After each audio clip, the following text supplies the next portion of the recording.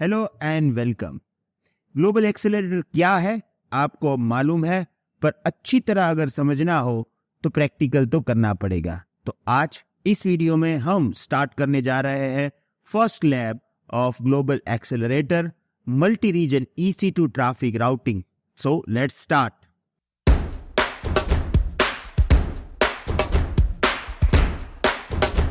सबसे पहले as always हम इस लैब का इंट्रोडक्शन देंगे, उसके बाद आगे स्टेप बाय स्टेप लैब को इंप्लीमेंट करेंगे।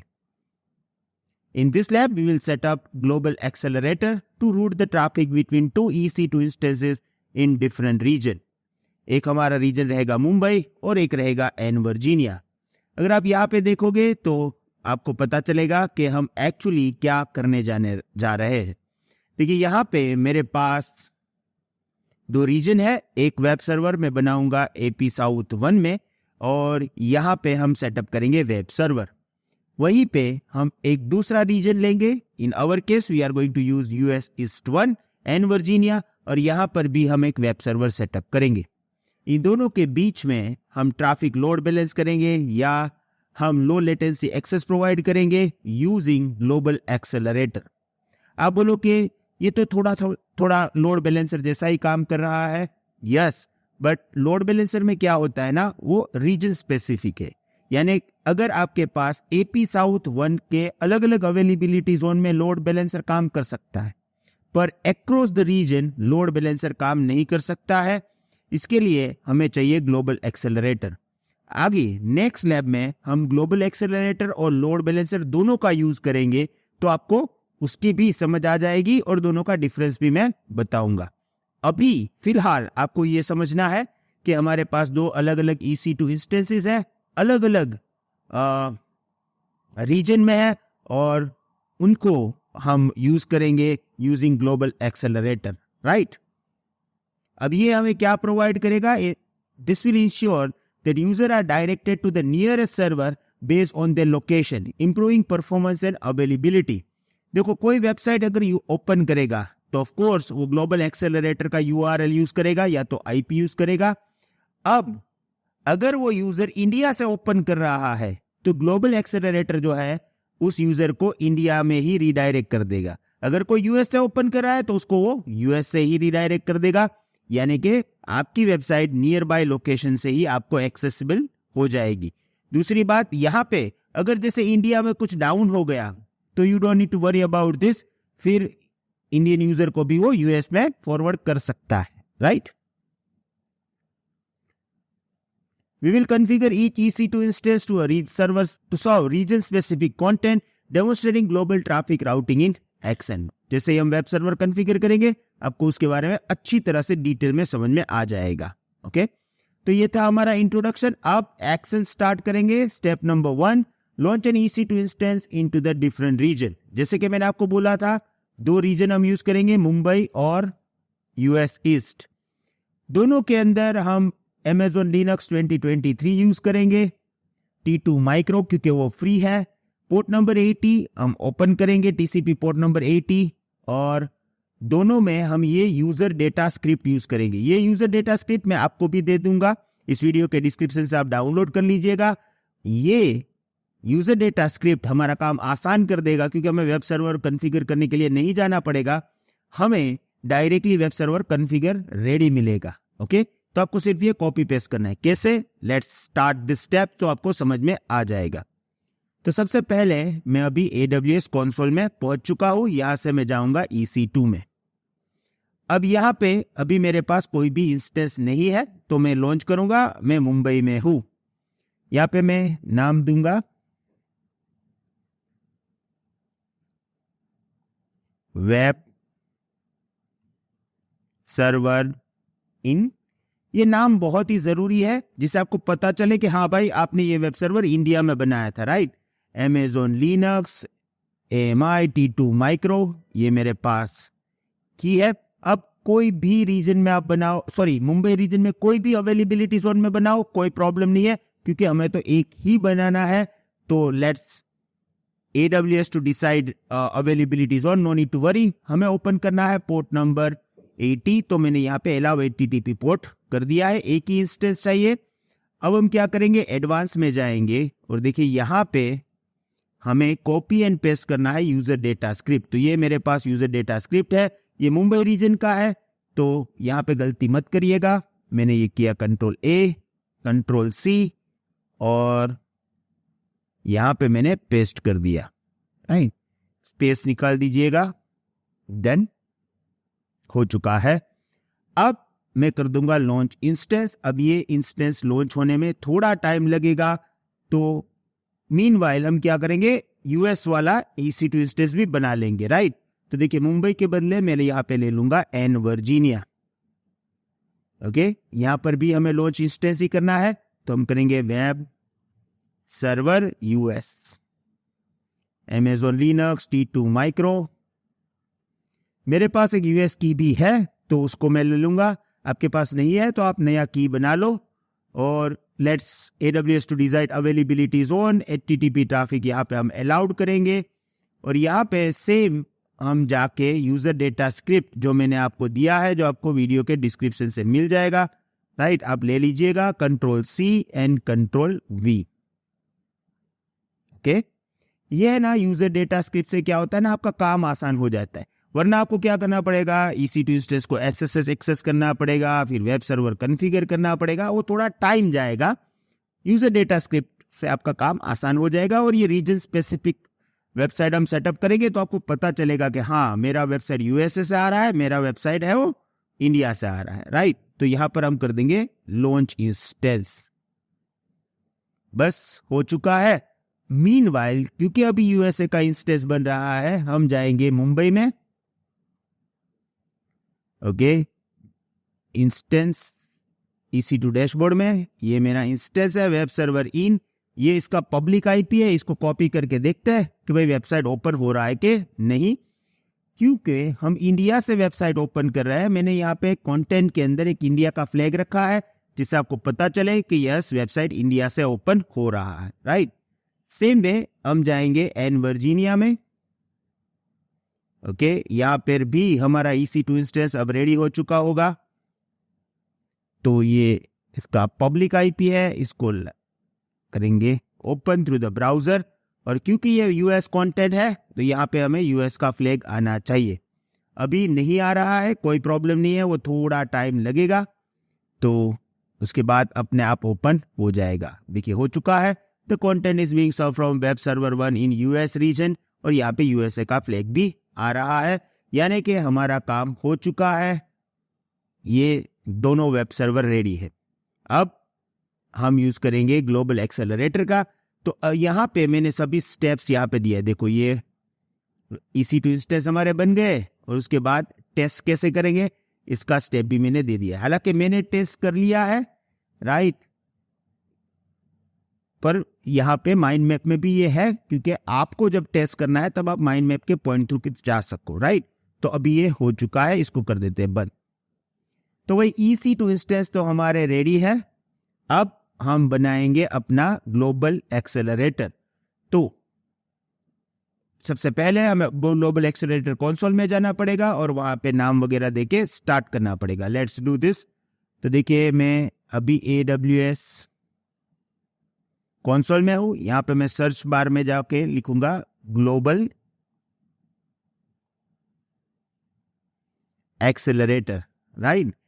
क्योंकि मेरे पास पूरा नया कंसोल है, फर्स्ट टाइम मैं कर रहा हूं ग्लोबल एक्सेलरेटर, तो मैंने यहाँ पे कुछ दिखाई नहीं दे रहा है। दूसरी बात, ग्लोबल एक्सेलरेटर में देखो कोई स्पेसिफिक रीजन नहीं आएगा, क्योंकि ये रीजन स्पेसिफिक सर्विस है ही नहीं। ये रीजन के बीच में लोड बैलेंस का काम करता है, तो ये किसी पर्टिकुलर रीजन में आप लोड नहीं कर रहे हो, राइट। अब जाएंगे एक्सेलरेटर में। I don't have any accelerator, तो मैं करूंगा क्रिएट एक्सेलरेटर। यहां पर हम नाम दे सकते हैं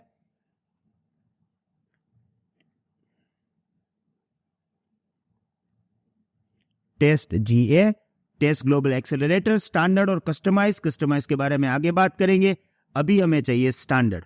अब आपके EC2 इंस्टेंस के बेस पे आप इसको लोड बैलेंस करोगे तो IPv4 और ड्यूल स्टैक दोनों ये सपोर्ट करता है।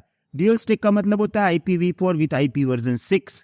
ओनली IPv6 सपोर्टेड नहीं है, हम यूज करेंगे IPv4 क्योंकि हमारे दोनों सर्वर के पास IPv4 एड्रेसेस है।